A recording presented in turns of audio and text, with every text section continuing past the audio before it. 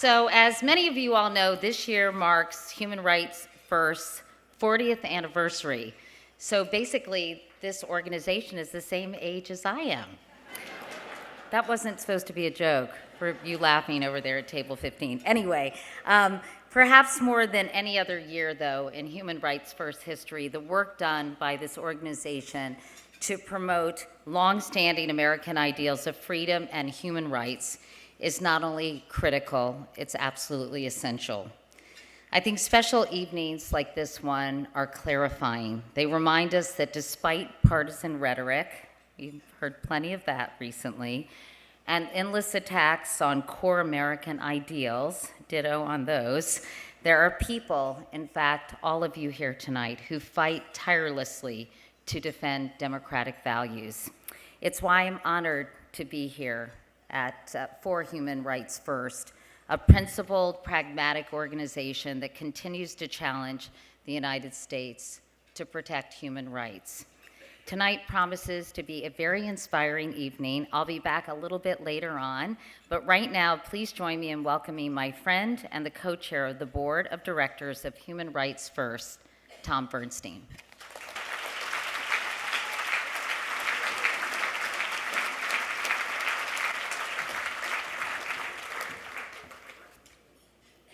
Good evening. Thanks, Katie. It's always great to have you with us, but I have to say it's hard to keep up with all the amazing work you do, so we really hugely appreciate your support of Human Rights First.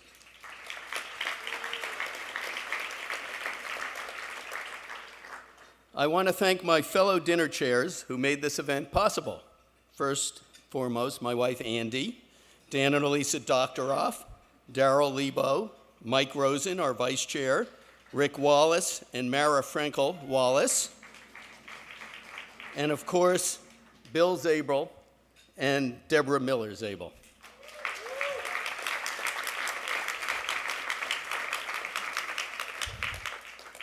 I also want to recognize our incredible board of directors who give so generously of their time and resources and who are deeply committed to our success. And we're especially grateful to the Human Rights First team, a dedicated group of advocates who every day take up our mission with energy, intelligence, and a sense of purpose. I want to give special thanks to Zach Silverstein, our COO,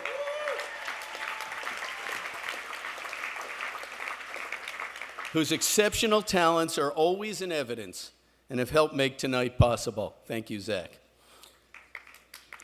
Tonight we celebrate a milestone. Human Rights First turns 40. We were there at the beginning of the modern human rights movement, and for over 4 decades, we've been an indispensable voice. Since this dinner is the kickoff of our 40th anniversary year, we wanted to mark the occasion with a nutshell look at our history. So here is, if you can believe it, 40 years in less than 2 minutes.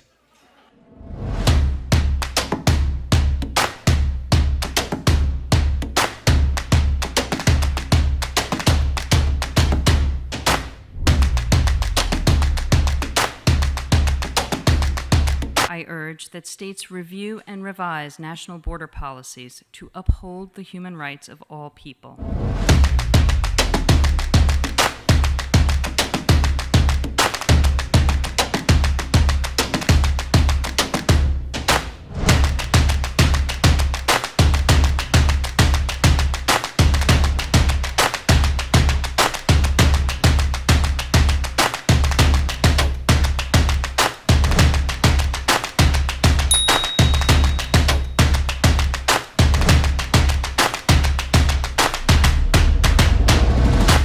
For them to fight on behalf of our constitutional ideals and values, I think is exceptional.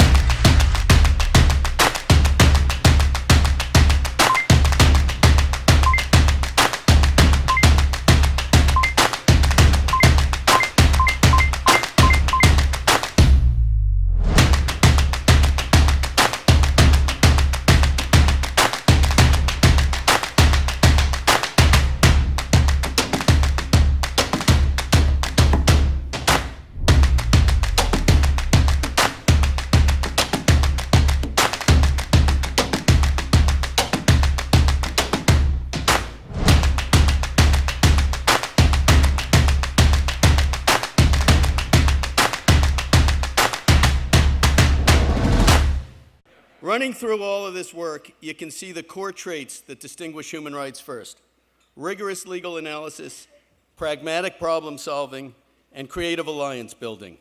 For the last 4 decades, we've challenged the United States government to serve as a beacon for American ideals and values, both at home and abroad.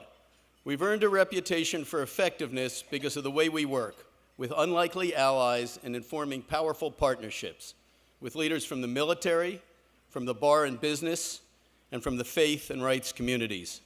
Our ability to convene and engage people from across the political spectrum has led to real and lasting results in our increasingly divided world. Our ship has been so steady because in these 40 years, we've relied on just 2 longtime leaders. Mike Posner was there at the beginning in 1978. He set the tone for 30 years. In 2009, he left Human Rights First to join the Obama administration as the Assistant Secretary of State for Democracy, Human Rights, and Labor. Most recently, Mike has built the Center for Business and Human Rights at NYU's Stern School of Business. Tonight, he's in Vietnam in his capacity as chairman of the Fair Labor Association, leading a delegation on workers' rights in Asia. It's fair to say that but for Mike, we would not be here tonight. On behalf of my fellow board members,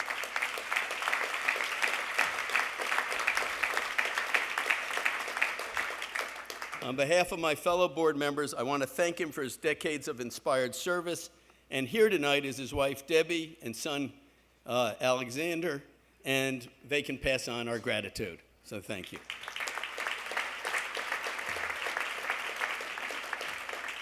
For the last 10 years, our fearless leader has been Elisa Massimino. The past decade, however, tells less than half the story. Elisa worked at Human Rights First for 27 years. First, directing our refugee protection efforts in Washington, and later as director of our Washington office. In each of these roles, Elisa's combination of passion and pragmatism was our signature strength. Her powers of persuasion are legendary. Consider, for example, the former Judge Advocate General and the retired Admiral of the U.S. Navy who changed his position on Guantanamo military commissions while debating live with Elisa on public radio. She's that good.